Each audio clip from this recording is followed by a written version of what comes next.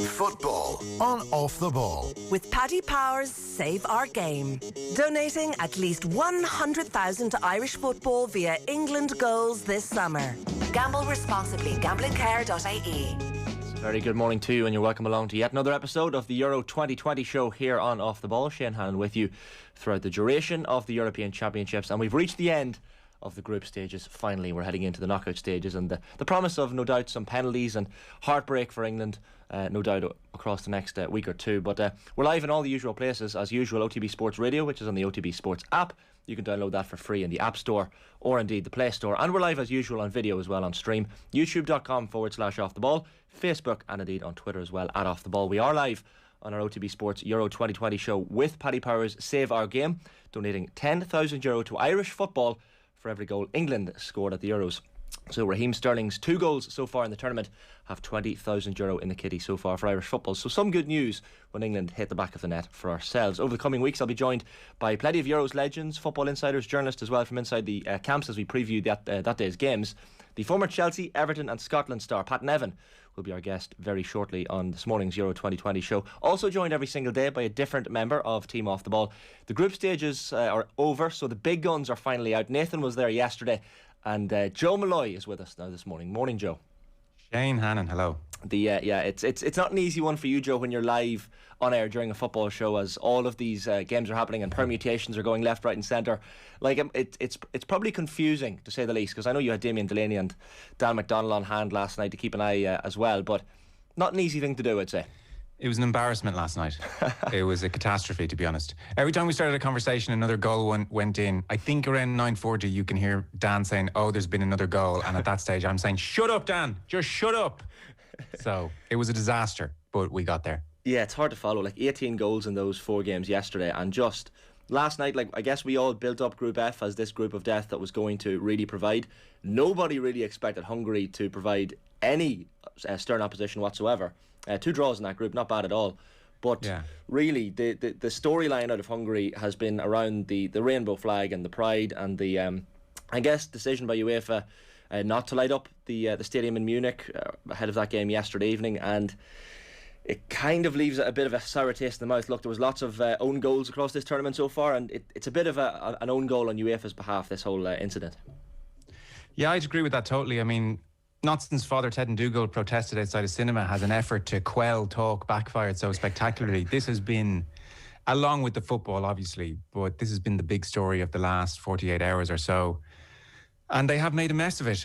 The context I think everybody's pretty aware of. Our friend Viktor Orban in Hungary has pushed through a law stopping the promotion of homosexuality to those aged under 18. I think in the main what that means is sex education and presumably helping out very confused teenagers at a tough time in their lives. And maybe worse, who knows, that promotion of homosexuality issue was obviously one in Russia, and things like holding hands in public became a no-go as well. So who knows how it's implemented in Hungary, I don't know yet. But in short, it was a complete stigmatization of people that we all know, which is the horrible thing. People in all our lives, the most mundane, ordinary, decent, flawed people whose sexual orientation is one of the least interesting things about them. And it's pretty horrible. And be under no illusion either, this isn't ignorance. I mean, it's hate. Viktor Orban says he's reinstalling Christian values in the face of Western liberalism. That's his story and he's sticking to it. But it's hate. And I was reading about the legislation, and tied in with it are stricter penalties for paedophilia. So 1, that's a cynical ploy to help pass it in Parliament. And 2, it's a very deliberate, nasty conflation of the two. It's evil. It's a twisting of the knife. It's a nod. It's a dog whistle. It's a telling the LGBT community what we think of you. So it's awful. So that brings us to UEFA and their stance. And as you said, it's so muddled, and they've made things so difficult for themselves, because on the issues of racism and the rainbow, for instance, they have come forth. And so Manuel Neuer can wear the captain's armband rainbow, and that's okay because it's non-specific as we sort of understand it. So the Hungary match comes along, and look, clearly the Munich mayor was upfront about this. This was a reference to the law passed in the Hungarian parliament. This was specific to that. And so UEFA frantically, I'm sure, are thinking, oh, what do we do here? But like, a couple of points here. It's not that specific. It's not about the Middle East here. The rainbow, we're talking we're talking first principles. We're talking human rights. We're just simply saying everyone is equal. That's all that's going on there. And UEFA themselves say this is a core principle. Like, this is a starting point from which everything flows. So UEFA, I mean, which is it, is the question. So UEFA need to decide, is this a core principle? You know, that it's so important, it can be expressed at all times. It's that core, it's that fundamental. Or is it a specific one that can only be expressed at certain times? And geez, certainly not against Hungary, when we might need Viktor Orban to host a couple of matches if London falls through. And UEFA wilted really badly. And I think that's what really annoyed people, the cynicism of it, Shane, you know, because corporates like UEFA, when it suits them, they're all over things like LGBTQ rights, you know, and they come out with their rainbow flag. But equally, you see how quickly they dump them. And one other last point, even if we're not expecting UEFA to be, you know, particularly principled, which might be a big ask, to be fair, even if we just want them to be pragmatic, I'm surprised that nobody in UEFA had the smarts to say, once the German request was made, there are only two sides. There's the right side and the wrong side. UEFA naively thought there was a third option of neutrality. There wasn't. And I'm surprised at the lack of political smarts on that one. Yeah, for sure. And like whoever scripted up the UEFA press release, was it yesterday, like a little bit tone deaf. And like I listened to Dan talking to yourself last night in the football show, and he's talking about this, the fact that UEFA kind of take an a la carte approach to these incidents. You know, the 1916 Rising thing on the Irish crest was one incident, and there's no real, I guess, rule for all. Kind of, you know, each incident they make their own minds up. But I mean, it's an opportunity missed on UEFA's behalf to do something yesterday and to be proactive, as you say. So look, on the other hand, I guess it's great to see the likes of Leon Goretzka speaking out so positively and celebrating with the heart symbol, and even Manuel Neuer, you know, clearly prominently holding his rainbow laces or rainbow armband, I think it was, in his post-match interview. So at least there's definitely an element of footballers. We give footballers a hard time when we say they're not, you know, they're not in tune to societal issues, they're not in tune to politics and issues that they perhaps have a platform in which they should use. Marcus Rashford has kind of changed that over the last year or two, but certainly with the Germans and around this issue, we're seeing that shift, that footballers are becoming more aware of themselves, really. Totally agree. That was incredibly encouraging, and ultimately UEFA feel pretty embarrassed, and the footballers' response is very much a part of that. So I couldn't agree more. I'm not sure 10, 15 years ago would we be seeing that from footballers. Even, you know, someone like Gary Neville would acknowledge that on the issue of racism back when he was playing, the players' attitudes were archaic by today's standards. It was get your head down, get on with the game, let's say nothing. Social media wasn't an outlet for them. So it's a massive change, huge change. What we saw yesterday was huge, you know. Big time. Well, let's look. At least it's in the public domain now, and people are talking about LGBTQ plus issues a little bit more as a result of all of this. So hopefully something good comes out of it. But the football then, Joe, last night, like England and Germany next Tuesday. Like I was listening to the lads on OTB AM talking about this on the road up this morning from Monaghan, and like there is going to be so much build up to this game and nostalgia and Euro 96 talk. I don't know. I'm not prepared for it. It's going to be a cracking game, no doubt. But I don't know if I'm ready for the 3, 4, 5 days of build up like that's to come in the next few days. Oh, I am connected to my veins. Oh, I love it. I think it's great. I am looking forward to everything. I mean, and that Gareth Southgate is manager. There are just so many subplots to this. No, it's brilliant. I'm diving into that nostalgia.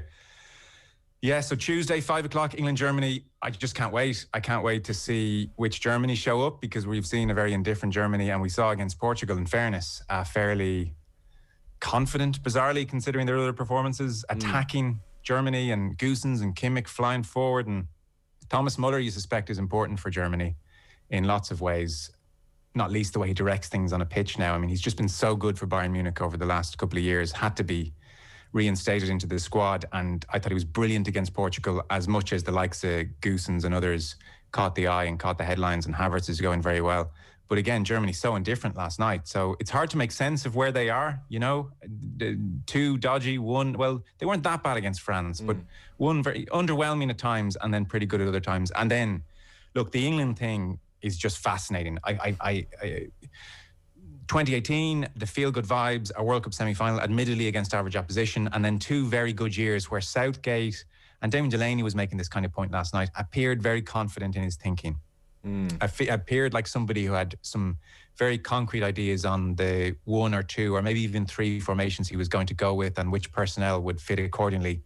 And he seems to have pitched up at the tournament, and there's a degree of trying to find themselves suddenly and what is their best formation and who are the best personnel. Their midfield, it's a weird one. I mean, it's going to be great when Pat's on because he'll have a good sense of this, I'm sure. Rice and Phillips, they're not winning any style points aside from Phillips' brilliant assist against Croatia.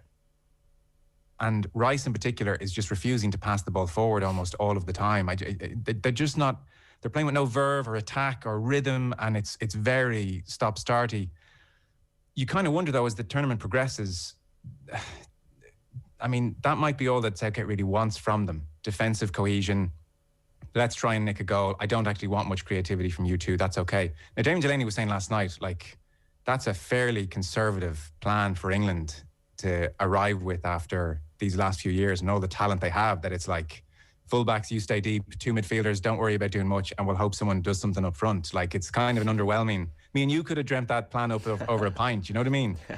But like, he's kind of stuck with it now. I don't know, can he reinvent the wheel overnight? So you would think Walker comes back in, Maguire and Stones play, Shaw plays, Rice and Phillips, you would hope, though, encouraged to play a bit more football, because I'm sure they can.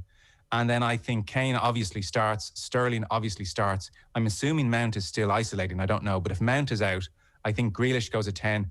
And I do think, as well as Saka played, I think Foden comes back in, and it will be a similar-ish England to what we've seen. But, you know, against Germany, they don't need style points. Like, if it's 0-0 after 70 minutes and they haven't created much, but they're in the game, I kind of think that Southgate and England now think that's okay. But during the group stages against Scotland, that looks pretty miserable. And they'll take it. They'll take that position, you know, being in the game after 70 minutes. And like, Harry Maguire brought a bit of solidity to the defence the other day, and like, his pass for Harry Kane's chance was probably one of the best passes of the match. And even Jordan Henderson, when he came on, like, you're talking about some of those players like Phillips and Rice maybe not passing the ball forward as much as they should. And Henderson's first touch, I think, was a very positive forward pass. And you're thinking, this is what we need. That's an interesting one. Henderson's fitness is interesting. I wonder, will he be tempted to put him in alongside Rice, just to give a bit more tempo, a bit more go forward? Because the Rice-Phillips thing, there are times when England are in possession in their own half and Rice and Phillips are jogging around and getting on the ball and giving it back to the back four, and you compare them with the Italians or the French or any of the big sides in this tournament, England seem to find it very difficult to transition from that state of affairs to moving further up the field. And you could imagine Henderson getting on the ball and passing it forward, as you said. So that's a really interesting one. I mean, Henderson's fitness is kind of significant, I suppose. For sure. We'll get into more of that now with Pat Nevin very shortly, and of course Scotland as well, and all of yesterday's action. I might just bring you my rolling all-stars / team of the tournament before we do. So this is the team as it was yesterday. So for the benefit of our podcast listeners, it's kind of the recency bias team, really. Szczesny for Poland in goals, the back four, Dumfries for the Netherlands, Lindelof Sweden, Alaba Austria, and Robin Gosens for Germany. The midfield four as of yesterday was Ramsey for Wales, De Bruyne Belgium, and Gini Wijnaldum, who's had an excellent tournament for the Dutch, and Berardi for Italy out left, even though he didn't play in that final group game. Didn't start against Wales. And then the front two, of course, Cristiano Ronaldo and Romelu Lukaku. I've made some changes, Joe, to this team as of yesterday's game. So let me just check how many changes I've made. I've kind of torn it apart a little bit, as you kind of have to do, after performances like we had yesterday. So out in goals comes Szczesny, in comes Jordan Pickford. Nathan made the argument for Pickford yesterday, and to be fair, Szczesny conceded a few goals yesterday against the Swedes, so he had to be replaced, and Pickford comes in. He's been fairly decent, to be fair. Pickford stayed with Dumfries for the Netherlands at right back, stayed with Lindelof in the centre of defence. Manchester United fans will be happy to see him performing the way he is, and stuck with David Alaba for Austria, who's played well, and Gosens for Germany. So the back four stays the same. Joshua Kimmich comes in on the right side of midfield for Aaron Ramsey. Kimmich excellent again yesterday, and of course at the weekend as well. De Bruyne is out and Pogba's in. Of course, De Bruyne hasn't put a foot wrong really in the game and a half he's played, but Pogba's into the team, and look, we'll probably talk to Pat about Pogba a bit as well. He's been excellent, and certainly everything came through him for France yesterday, and what a player he is. Wijnaldum keeps his place, and Emil Forsberg for Sweden comes in on the left in place of Berardi for Italy. Opened the scoring for Sweden yesterday, scored a second, and in fact he's on 3 goals now for the tournament, so he's playing well. And up front, Ronaldo and Lukaku remain in their places. I don't know what you make of this team, Joe. Can you see any obvious glaring omissions? No, I wouldn't dare do that to you. I agree, Pogba's so interesting at the moment, isn't he? Yeah, fascinating. it's just 2 tournaments now and counting where Manchester United fans are scratching their heads saying, is that our Paul Pogba? Is that? And like, he just looks so alive in these games. Yeah. Compared to at times for United where you wonder, now in hindsight, is he that interested at times? And that seems like a crazy thing to say, is he that interested playing for Manchester United? But something about doing it for France, international tournaments, he is just, it's like his concentration levels go up a few notches, and all in this really high quality affair. Yeah. So many of the key decisive moments are down to him. You know, he is suddenly match winner in a way that he's not often enough for Manchester United. So the Benzema goal, the pass for that, the Mbappe chance in the first half, the pass for that, you know, the keeper saved it. He was a bit too central. Mbappe was trying to go around him. Like, they were even passes where on replays you can see the angle and you can see the run and it all makes kind of sense. But the passes are so good, you're watching on TV and the commentators don't see them coming. You know, they catch everyone off guard. They're from deep, ball like rolling along the ground, pace, perfect angle, all of it. And the timing of the run. It's funny, Mbappe and Benzema aren't as quick to make those runs when other French midfielders have the ball. They understand when Pogba has it, if they give him half a chance. And they don't give him much notice either. You know, like, it's a pretty quick, Mbappe slips inside, goes, Pogba plays the ball. It's so quick. It's devastating. And you're thinking, God, is that the quality of player ahead of him? Is it just him? And then, of course, the save from Rui Patricio for a shot. But, you know, just all the really high quality, as I said, decisive moments coming from Pogba, and he's been great in all the games.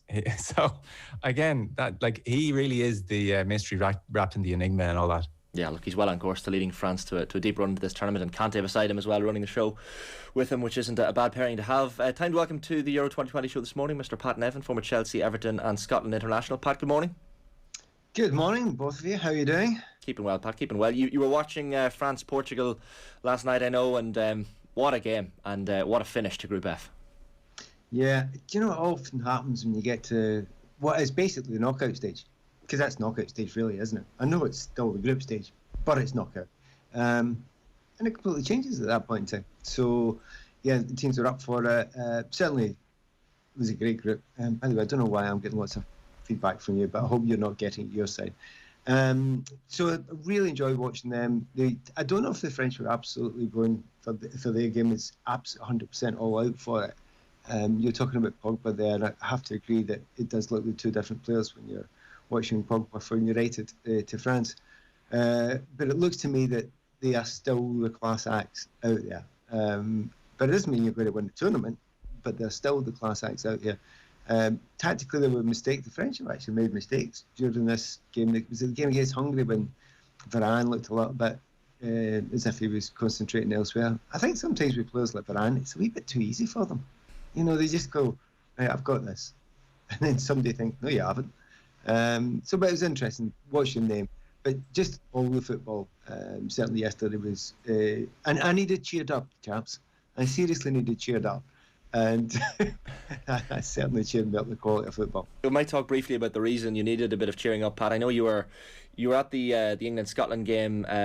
Judging by Twitter, you were sitting quite close to plenty of England fans, in fact, front of a lot of England fans. So I guess it would have been an awkward moment if Scotland had scored in that game, but sadly it wasn't to be for Scotland in this tournament. No, it wasn't. They had the odd chance. I think O'Donnell probably had the best chance. He had a shot across goal, which was heading directly to where I was standing, right behind the goal. But keeper made a good save. Well done, him. I don't know if Scotland was slightly the better side, probably, and certainly had more passion about that game against England. Problem is, see, you have to lift yourself to that level every single time. It's a killer, you know, and that's why we're talking just now. It's great listening to you beforehand about who's the best team, who's in best shape, and there's a bit of me that always thinks, kind of doesn't matter. The group stage is just about getting through. They don't care. They just get through and manage it. And I thought I was watching the French managing the game at parts of the games yesterday. But if you're Scotland, you can't manage it. You're battling, you're fighting, you're chasing. And then by the time you play Croatia, you're wrecked. And Modric can just dance all around you. So it was kind of really hard for the Scots. And they've not got enough strength and depth to make 5, 6, 7 changes that would give the players rest. So it was tough to take. But I will admit, had Billy Gilmour scored against England, I don't care if I was in front of the England fans. I don't care if I was on the BBC at the time talking to the entirety of England. I was going mental. Okay. Understandably. Pat, you've taken the next question out of my mouth. Billy Gilmour is what I was going to ask you about. I mean, for 25 minutes of that first half in particular, he picked up the game and stuck it in his back pocket on his debut. And geez, I was kind of watching Scotland, and you've McGinn and McGregor and lots of young talent coming through. I was thinking, you guys are going to be okay for the next couple of years. But Gilmour in particular, like, that's, for me, that's the lasting memory of the Scots tournament. Yeah, and the phrase that I've used quite frequently on here when I've been talking to Stevie Clark beforehand, or texting him, whatever, we were talking about Billy. I just say, he'll be fine. He's all right. He's cool. He's good enough. You know, it doesn't matter what you ask him. He's good enough. Because you look at the standard of players he's playing with. And every time you've asked me about him, I've just been like stunned by the technical qualities of the player. And so when he came on and he did that well, I mean, it's really interesting, him and Mason Mount chasing each other for the first 20-25 minutes. Billy won that game, and Mason Mount's like seen as, like, you know, the golden boy in many ways for England. Certainly in that kind of era, he was first pick for a long time. But Billy won that technical battle with him, but also the fight as well. So it was a joy to watch him. And Scotland are a million times better team, and it just shows you the difference of one player. Billy's not going to make you goals. He's not going to create a whole bunch of goals. He's not going to score you a load of goals. But he's going to help control games. And every single player around him suddenly looks better because they all want the ball. They can play it to him and pass it back. And you're talking about the French there. You were talking about Pogba. You watched Kante at yesterday's game. I thought it was exceptional what he's done. You did say, you definitely said he helped control the game, and he did control large parts of it as well. But they'll take the ball with 4 people around them. Do you know, I think that is a normal thing, because, you know, I'd want that when I was playing. But there's not a lot of players actually these days that want it. Or for years there wasn't that many players. Now you're seeing more and more players that say, yeah, give me in this difficult position. If they crowd me and I pass it off quickly and I see the pictures, then there's gaps elsewhere. I mean, that's what it's all about. So watching the likes of Gilmour doing that. But there's other players in the tournament, as you say, Pogba's phenomenal at it just now. I mean, and he's doing the little flicks and tricks, isn't he? So I can see this coming a mile away, right? This is the next Twitter storm. So you think Gilmour's as good as Pogba and Kante, do you? No, it's just a technical thing that they both do. So it was a joy to watch. Before I get too excited about Scotland, we can't score goals. That's a minor problem in football. We haven't solved it. And it's like when Callum McGregor scored, you're thinking, right, first goal in a major tournament for Scotland since '98, and going in at half time at 1-1, you're starting to get a little bit excited for the Scots. But yeah, it's just that issue. And look, Luka Modric, I mean, we spoke about him yesterday on the show, and like, he's just, I think he's 35 now and still going strong. And like, you wouldn't put it past someone like Modric, you know, going another 2 or 3 years at this level if he looks after himself. Yeah, there's a difficulty, and I have to be honest about it. Again, something else I get stick about on Twitter a couple of weeks ago. I was asked before the tournament about the game, the Scotland v Croatia game, and I said, look, it's all about Modric. I mean, they've got great players, but if you stop Modric, you're going to big way to stop Croatia. And I watched the Champions League semi-final, Real Madrid played Chelsea, and Chelsea stopped Modric. And it was high energy, players closing them down, you know, your Kantes and all that, to close them down. And he never get involved in the game. He couldn't, because he's 35. So it's really hard to do. So I was saying, look, Scotland can do that with your John McGinns, who you mentioned there, who didn't have a great tournament this time, but, you know, with his energy, and close Modric down, you've got a chance. But if you don't, then you're stuffed, because he'll destroy you. That was translated on Twitter as, Nevin says McGinn's better than Modric. And that's Twitter for you. So I was like, shut up. But he is special if you give him space. And I think I'd say 5 more years if you give him space. If you play him in a league, in a position, in a game where people are kind of standing off each other, he'll destroy you. He's brilliant. He's unbelievable. And I don't think his pace is of any import whatsoever. But if you close him down and play that high-tempo game, he'll struggle to keep up. He really will. And that's just not... That's nothing against Luka Modric. That's just life. A 35-year-old guy to an ultra-fit 21-year-old, it's tough. No matter if that 21-year-old's fairly average to good player. So that's what you need to do. But it's easier said than done. And as competitions go on and players tire, it's actually a wee bit better for Modric because they don't close down as quickly and there is a wee bit more space. So the fact that they managed to get through here, they're now dangerous.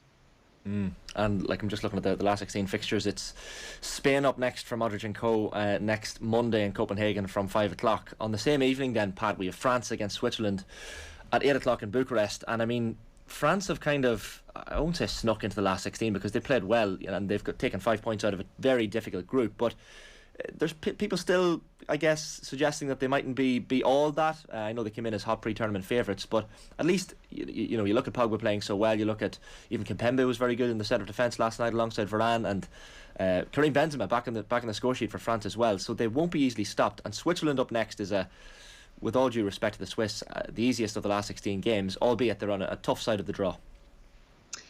Yeah, the Swiss are always kind of difficult to negotiate, but the French, as I said before, it's about building yourself into tournament. We used to always say that about Germans, didn't we? For many, many years, decades almost. Look, the Germans, they just feel the way in a tournament. The Italians, very much the same. But if you've won tournaments before, you know that's the gig. And I do feel that about the French. You say they're not all that. Actually, you're right. So what is all that? Well, all that is the great Spanish side, who are head and shoulders above everybody else. And they should have won it, and they do win it, and it's great. How many teams have really been like that? You think about it. How many teams have actually been like that in Euros and World Cups over the years, where you think, yeah, best team, easy all the way through. It was easy to spot. It kind of doesn't happen that often. In particular, I would say, the Euros, it's really actually quite rare for that to happen. So, you know, they've done what they had to do. They've got through. They'll have some tough ones, but they need the big players to come. And if you have got those special guys at the right moments, and Benzema, I mean, that's a brilliant, inverted commas, new signing they've got. I still wouldn't be betting against the French at the moment with all the quality they've got. Even though there are one or two little wobbles at the back, they've got plenty of quality all over the place. And they've got a decent amount of quality on the bench as well. So they're not certainties. They are favourites, but still, I would suspect they still are favourites. But stick-ons and, as you say, all that, I'm not convinced with that at all. Can I come back to something you were talking about before I come on? Yeah, sure. About a moment. You were talking about the rainbow discussion. I mean, Joe will know this well, having read my book, how passionate I am about this. There's a whole chapter on the fact that it's very, very important for football and what football should be doing in this area. And it's something I've been talking about for, I'm trying to get in front of the kind of newspapers, etc., for many, many years. And you said before, it's a shame footballers don't say that. Well, some of us have been saying it for a long time, and some of us have been involved in these things for decades.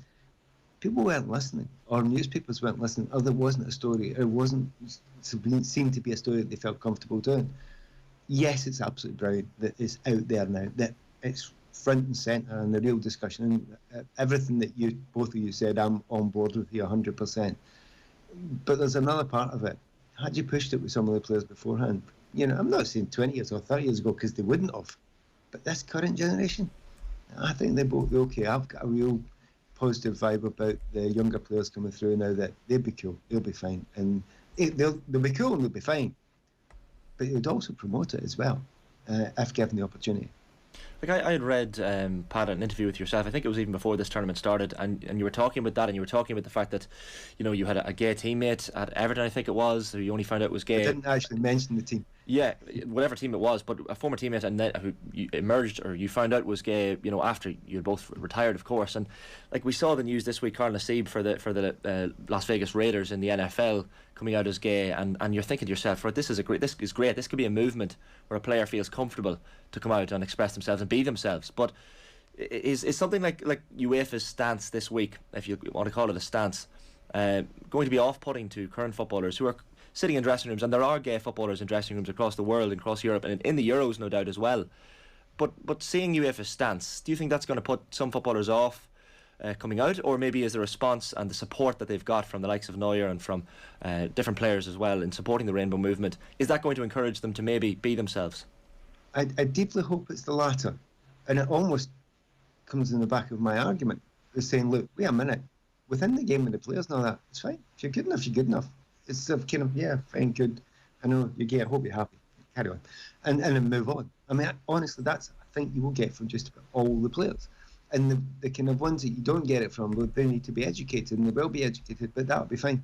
UEFA are slow. They've always been slow. You know, in FIFA the same.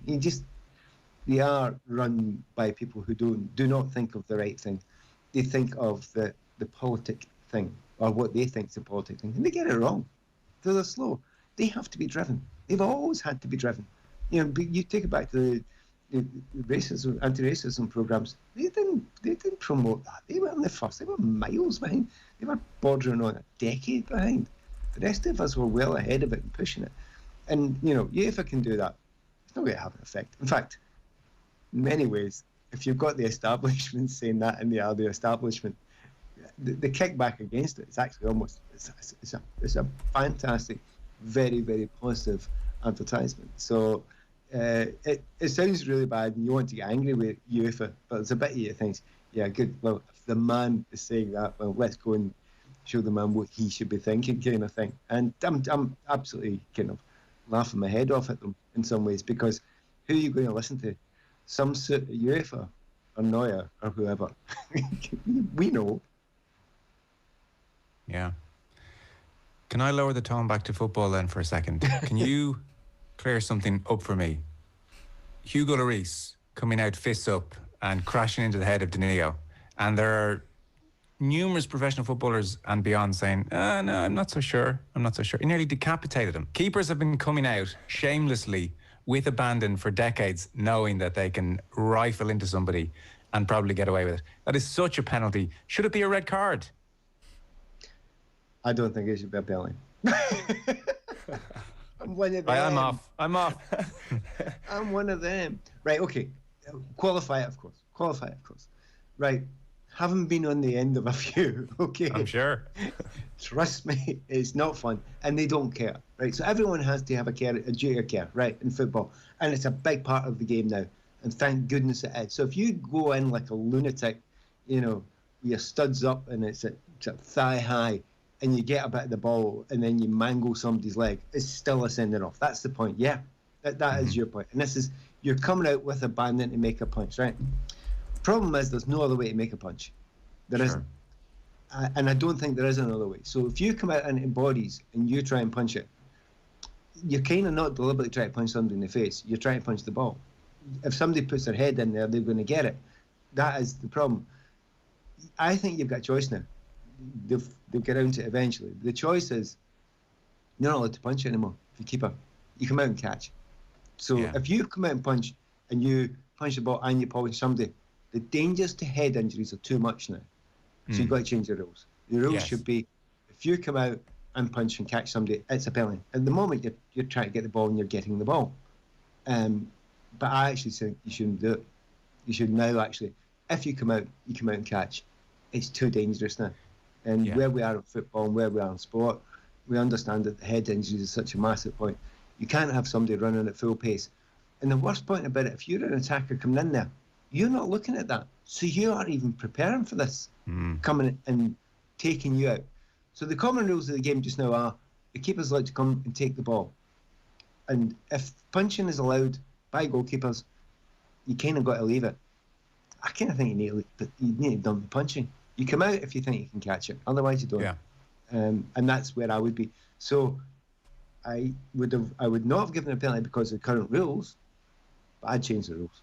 Okay, I agree in that. That's very well put. Yeah, I'm with that. Shane, I know you want to move on to England. Yeah, and there was a couple, by the way, a couple of dodgy penalty decisions. Well, maybe that one was a bit more straightforward, but the Mbappe foul was another interesting one in that game for sure. Now, like England, Germany, Pat, like I was listening to Philippe Auclair on OTB AM this morning, and he was asked what if he's excited for the build-up as a Frenchman, and he said it's going to be unbearable. And he'll be turning off his TV for the entire duration of it. Like, who's going to be dreading this more, the England fans or the German fans? I know you're going to be dreading the build-up as well, no doubt. Well, usually, I mean, I'm doing quite a lot of TV and radio over here in the UK, and I usually get dragged onto most of these things because it's England. I'm going to have a wee bit of time off. I'm going to love it, man. It's going to be good for me. And I'll be honest with you, I will not be glued to the build-up. It will not. It will not even touch me because it gets a wee bit too jingoistic. And now, to be honest, would the Scots be just as jingoistic if we were in the same position? Yes, we would, 100%. So, but you're interested if it's your own country. You are interested. But if it's not your own country, it would drive you slightly nuts, the overkill with. So the overkill, no, there's no way. I won't be tuning in. So I won't get angry with it because I won't be tuning in. So that's how I feel. Like, it's going to be in front of, I think, 40,000 fans in Wembley next Tuesday at 5 o'clock. So it's going to be a cracker, whatever way you look at it. But, I mean, does Gareth Southgate know his best team? We spend a lot of time, I feel like, talking about England's best team, and look, I guess Southgate has been chopping and changing a little bit and bringing players in, and the likes of Jadon Sancho hasn't really got a chance just yet. But it's tough for a team to win a tournament when the manager doesn't know his best team. Do you know that classic grey area between a manager who doesn't know his best team and a manager who you like, who's actually just rotating? You know, fine line. If you like a manager who's rotating, if you don't like a manager who doesn't know his best team, and it's almost exactly the same thing. And what's your sense with Southgate, Pat? Right, my sense, I've got an absolute sense for Southgate. Look at all the teams in this tournament so far. Who has not lost a goal yet? And there's only two. As far as I know, it's England and it's Italy. Right. So everyone's saying the Italians are doing they're playing a wee bit more lively. You look at the history of this tournament. See if you keep clean sheets and you don't give away a lot of goals, you have got some chance of winning this tournament. Be you Portugal, be you Greece, doesn't matter. See, this is how this tournament kind of works. So you can get the flamboyant stuff, etc. But at the end of the season, when people are tired, you basically stop goals going in. England are sticking with that two sitting midfielders just now, and they're really, really sticking with it, which is stopping them bringing on as many of the attack-minded players as possible. And you look at the fullbacks, and they're not flying forward anywhere near as much as the A should be, or B, we are used to them, be it Reece James, be it, Shaw, it doesn't matter. They're not going forward as much. It's not that they don't want it, I'm sure. They have got a much, much, much more subdued style at the moment. And although people are getting complaining about it, they played 3 games, they've lost no goals, and they had a draw against Scotland. And Scotland hardly laid a glove on them in terms of chances as well. So you've got to take all that into account, where Gareth is taking all that stuff right. And it isn't, by the way, it's not good to watch. It really isn't generally good to watch. But he'll be sitting there thinking, yeah, plan A is working quite well. And you wouldn't be surprised. And I'm sure everybody's looked at what the draw is. I mean, come on. They have lucked out again, haven't they?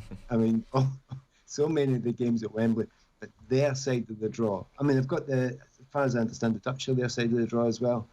The Germans aren't the power they used to be, but they've stayed away, as I understand, from the Belgians and the French and the Italians. And you think, they've got a chance. They really have got a chance. So if they keep it, because they don't look at it as always as one game. They'll tell you it's one game at a time. But you look ahead and you think, right, who can we stifle? Who can we stop? I would just suggest one thing about Gareth.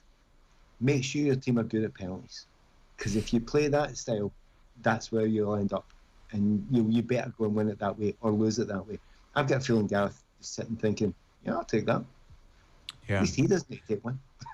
It's funny, all their attacking flair and all their attacking options maybe led to a false expectation they would come out, and somehow just because it's 2 years after the World Cup, they'd have all matured somehow, and it would be kind of the razzle-dazzle show. But he just hasn't pitched up that way at all. Maybe that's an understanding of tournament football, or maybe he's frustrated and can't seem to get them to tick. In terms of the German game, I've seen a few now, like Mourinho has absolutely come out. I just was listening to him the other day advocating they switch to 3/5 at the back, depending whatever way you want to put it. I see Gary Neville came out even just today. He was saying they should go James, Walker, Stones, Maguire, Shaw, Rice and Phillips in the middle, and it should be Sterling, Kane, Saka up front. And he was saying match up their wing backs. You have Rice and Phillips taking care of Gundogan and Cruz, and there will be space for the likes of Sterling and Saka, all that pace in behind Goossens and Kimmich. So that's a couple of, I guess, heavyweights, Neville and Mourinho really advocating switching formation for this one game against Germany, who obviously line up that way anyway. What's your read on the pros, cons of that one? Because these, just with Southgate, to just reiterate the stakes, if he loses this game after, the World Cup suddenly becomes, well, you lost to Belgium, you lost to Croatia, you beat nobody, and then you pitch up at this tournament and you stink the joint out from a stylistic point of view in the group stages, and you bomb out at the first opportunity against an average German side. The jury which has been out is now very much in, and his career, the sheen goes right off it. So the stakes couldn't be higher. So the pressure on him here is huge. So with all of that floating around, does he switch everything up and play a new formation for this match, or what's your read on how he approaches the Germans? Well, first of all, the judge and the jury in this have got a wee black hat sitting just beside them. And it's kind of half on. They're dying to get it on. They can't wait. It's been a while now. It's been growing, and certainly in the English press, there's a lot of people who are just desperate to nail them and have a go. But then that's the way. It didn't matter who you were. From Bobby Robson to Roy Hodgson and anyone in between. You can see the kind of the axe coming like that. Oh yeah, and it's there. It's there. And it's there, and it's waiting for him, and all that build-up's there. And it kind of doesn't matter what he does. Whatever it is, whichever way he does it. If he wins, there is no way that he'll get anything other than plaudits. If he loses, there's no way he'll get anything other than the turnip. He will be getting some sort of vegetable. He is, and trust me, the next day there'll be lots of shots of his penalty kick miss shown everywhere, which you haven't seen all the way through this tournament. He will be getting absolutely lambasted. What should he do? He needs to. This is it. Finally, they've got there. It's almost been a phony war up until now. And if he doesn't change it and he plays a 4-2 kind of 3-ish 1, which he's doing just now, and it is a bit dull and it's a tester and they get beat 1-0 or it's penalties, my sympathy levels will be extremely limited. When I was explaining what Gareth was thinking before, that's not how I would play it. That's absolutely not how I would play that team. I would be trying to get the best out of that team. I'd be trying to say, look, wait a minute, how good is Grealish? Let's get him on there. How good is Foden? Can he get as far forward as possible and tell him not to play the simple passes? I'd be spending all my time there saying, see your fullbacks. There's 3 or 4 of them are unbelievable attacking. So all that stuff, that's what I'd be doing. Not what Gareth is doing. But he might win the tournament, be doing it his way. Against the Germans, you have to make a big decision. Are you going to play what you're good at, or are you going to adapt completely for them? And I'm not sure he will adapt for them. I really am not sure. And oddly enough, I'm with Mourinho and co. I think it would suit. I actually really do, because of the importance of the wing-backs for them and how good they are. If I was him, I would do it.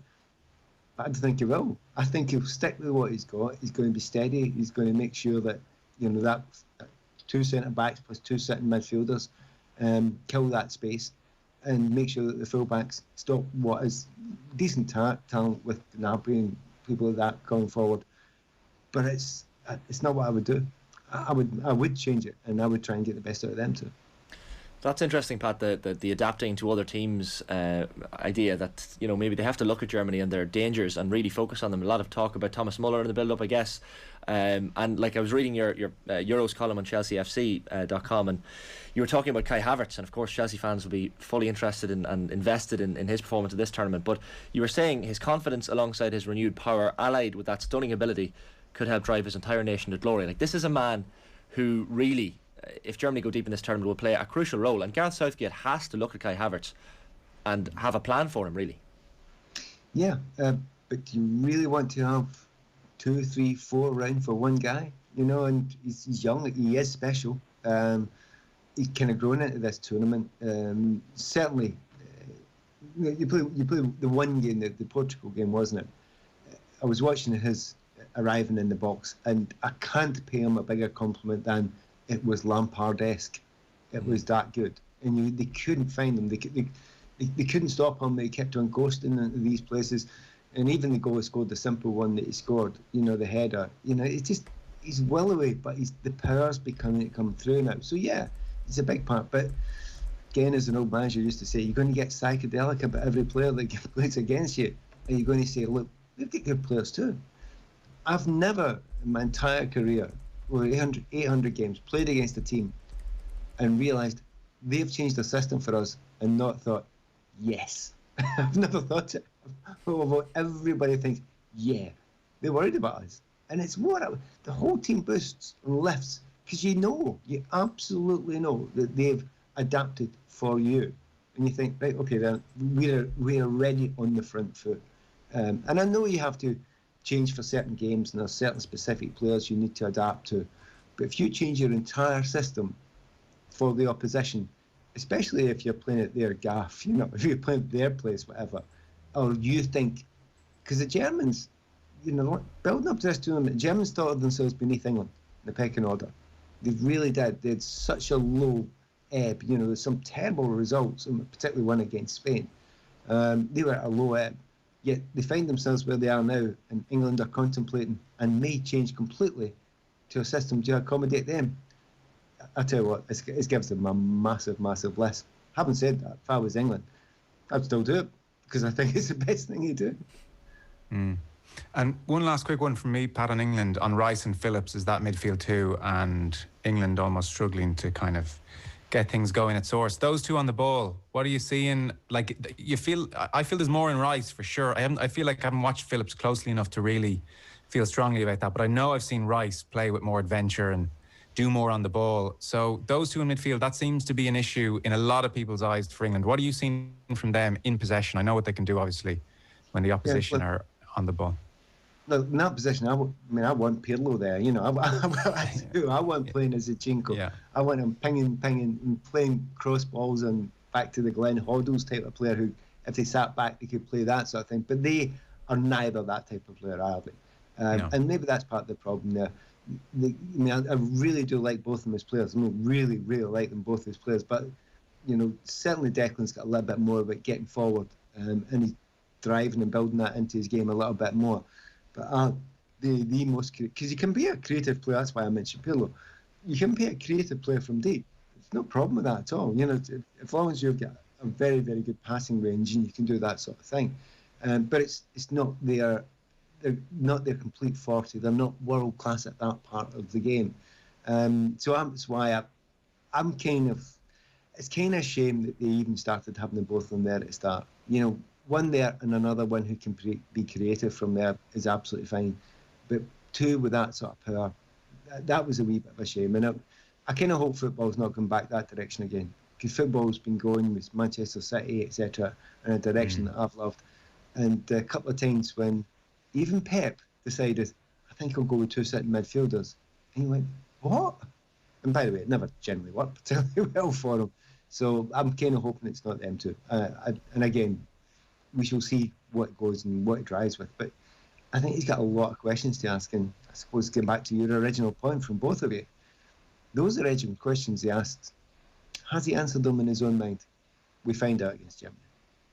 Before we let you go, Pat, we might just get your views on how the tournament's going to pan out from here. So just to remind people of the last 16 fixtures to come on Saturday, Sunday, Monday and Tuesday. So Saturday, 2 games, Wales against Denmark from 5 o'clock in Amsterdam, and Italy taking on Austria at 8 p.m. in Wembley.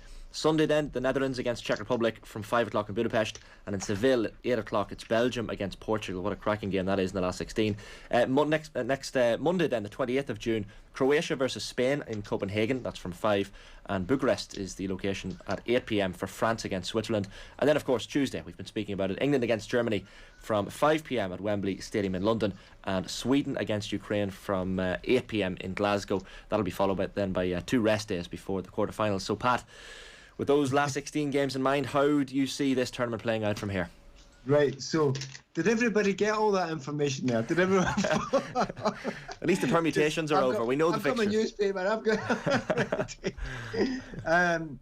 In reality, it's really, really tough to go for it. The Belgium-Portugal one will be phenomenally interesting. I'm really looking forward to that. But I would go for Belgium in that.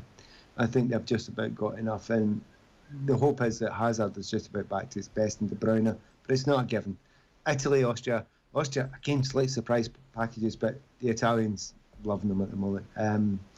Where did they get that energy from? They're not Italians. They just happen to be people that are wearing Italian strips. They just look nothing like Italy. So I'd still go for the Italians, yeah. Croatia-Spain's a tough call. It really is. I couldn't call it just now. I wouldn't be surprised at penalties in that one. And lots of goals. And I'll go for the French as well. The half of the tournament, part of the England side of it, it's going to be tough. I think the Dutch are the biggest dangers to England. I think England could get past the Germans, and the Dutch will be sitting there waiting for them eventually at that stage. I'll be very excited. I'll be the best game. I'll be at Sweden-Ukraine. Could well be. Sweden have been great. How bad was Sweden against? It was Spain, wasn't it? I never got a sniff at the ball in that game. Still got a draw. It's awful. And then they almost scored a couple of goals. So, but now it's knockout tournament. Joking aside, Hampden Park for that game. I'll be there for that one. And it doesn't matter anymore. It's knockout games. If they just go out in a game and they just basically go out swinging, and I kind of hope that's the situation with Ukraine, because in actual fact, up front, they look pretty good to me. So, goals will definitely be scored in that one. I don't think either of them are going to win the tournament or get to the semi-finals. But I wouldn't be surprised if England got quite far, and then Holland will be their big question mark. So call it. Who's going to win? Who's going to win the tournament, Pat? I know I've not moved from France. Staying in France. Pat, great stuff as always this morning. Thanks a million for that. Enjoy the rest of the tournament. Will do. That's Pat Nevin there, of course, the former Chelsea, Everton and Scotland international. Joe, I'll get your thoughts just a second on the last 16 and of course on England as well next week. We'll start the build up now. We might as well keep it going for the next 4 or 5 days. But first of all, I want to bring you up the predictions table, because myself, Ger and Nathan have, as we've been going, Joe, been predicting 3 games or so per day, and I'm delighted to say I gave everyone a lovely little 8-1 treble yesterday, as you'll see on screen. So Spain to beat Slovakia, Sweden to beat Poland, and a draw in Portugal, France. So you got to listen to me. Don't listen to Nathan. He says he's a football man, or Ger. I'm on 16 points. Ger is on 13 points, and Nathan on 10 points. So a nice 3-point cushion over Ger and 6-point cushion over Nathan heading into the knockout rounds. It's going to get difficult to predict these games from here on in, I guess. But for yourself then, Joe, which of these last 16 games are catching your eye? I guess England-Germany's an obvious one, but how do you see it playing out from here? Do you see England getting all the way to a semi-final, knocked out on penalties to the Germans, or how do you think it's going to go? God, I don't know. I mean, I'd really like to see the England team. I'd feel better about England if Jordan Henderson was in there. I think the likes of Neville and Mourinho make convincing cases for switching to back 3. I agree with Pat. I don't think Southgate will do that. But I mean, I haven't found his teams all that easy to predict either with Southgate. No one saw Trippier coming, so it's really hard to know. Because of Germany's indifference, it really is hard to call that one. I'd have probably a slight leaning towards England, but not being able to see the teams, not knowing if Muller's in is difficult. You would think France come through against Switzerland, Spain, Croatia. Pat said that could go to penalties. That's very tight. Croatia growing into the tournament. So I think we'll see France beat Croatia and go into the semi-finals, and Belgium, Portugal, Italy, Austria. Belgium come through against Portugal, you would think. Italy come through. Italy, Belgium. I mean, I'm leaning towards Italy just by dint of the fact that Belgium are not perfect at the back, and I absolutely agree with the point that as tournament football goes on, and it's half the reason I'm leaning towards England a touch against Germany, is that not conceding goals is ever more important. So I think we have France and Italy in the semi-final. I think we have France in one final, and then Netherlands versus England, I think, is our other semi-final. Again, flick of a coin. Ultimately, I think France will beat either England or Netherlands in the final, and that's my story for the moment, and I'm sticking to it. But there's not a single match there that I would massively raise an eyebrow. Maybe the Swiss beating the French or something like that, or the Czechs beating Netherlands. But other than that, I don't think you'd be too shocked to see any result, which is kind of amazing, for all our bemoaning of international football and saying it's really falling behind the Champions League and all that stuff. I think this has been a great tournament. I think it's been really good. And even the odd format, which has had some oddities, like England finding out they'd qualified when they weren't even playing, and after they'd drawn against Scotland. There are some downsides, sure. But I mean, the last couple of nights have been great. Like, a goal changes the whole makeup of the knockout stages and who plays who and what side of the draw you're in. So it wasn't like I've been sitting there the last couple of nights thinking, no, these are dead rubber affairs because 3 go through. It's kind of worked, the format. I know people don't love it, but I think it's been fine. And geez, I don't know. I mean, this isn't France in 2000 or Spain in 2012 where the winner has been so obvious. There's 5 teams that can win that. So I don't know if you've got a strong leaning. Mine is France, and it was at the start. Italy are giving me pause and cause for concern. I think France, but I mean, geez, I wouldn't feel too strongly about it. What about you? Yeah, I think France, like, to be unbeaten in that group, in such a tough group, you would take that going forward. And the fact that they have the Swiss in the next round, they can maybe get a bit of momentum going into that quarterfinals. I know they're in a difficult enough side of the draw, but having said that, the French team, like, Mbappe hasn't really lit it up just yet. You'd imagine it's only a matter of time before he does. Like, I'd expect him to do it at some point. And if Pogba and Kante keep playing the way they are, if Benzema keeps scoring, and they have an excellent defence as well, if Lloris doesn't keep punching people in the head, they should be fine. They should be absolutely fine. But I'm going with the French. But listen, I can't wait. I can't wait for the next. They definitely have extra gears, the French. Big time. But so finely balanced. England, Germany. What are you seeing there? Like, I was joking with was it Rafa Honigstein on the show last week? We were talking about, it was Uli Hesse we were talking to about Germany, and like, I was kind of jokingly saying we'll get him back on when Germany knock England out on penalties in the knockout phases. And I mean, the way England set up, I can see this going all the way to penalties. Like, it's going to be tight. It's going to be a 1-0 if someone is going to win at normal time.